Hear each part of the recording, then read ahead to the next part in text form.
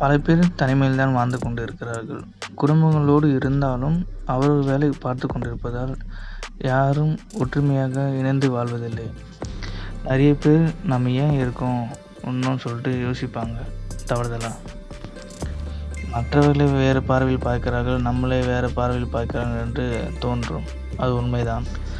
உங்களுடன் யார் இருந்தாலும் சரி, யார் இல்லாவிட்டாலும் சரி, நீங்கள் தனிமைப்பட்டவர் அல்ல. பல பேருக்கு அம்மா அப்பா இல்லாதவர்கள் இருப்பார்கள், சில பேருக்கு அப்பா இல்லாதவர்கள் இருப்பார்கள், சில பேர் அம்மா இல்லாதவர்கள் இருப்பார்கள். நீங்கள் யாரும் எது கொண்டும் கவலைப்பட வேண்டாம். ஒன்றே ஒன்று மட்டும் சிந்தித்து பாருங்கள்.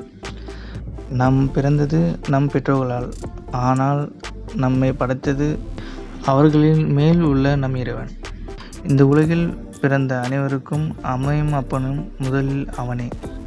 நீங்கள் எதை கண்டும் கலங்க வேண்டாம். ஒரு கருத்து உங்கள் செவிகளுக்கு வந்து அடைந்தால் அந்த செயலும் நம் இறைவன் செயலே.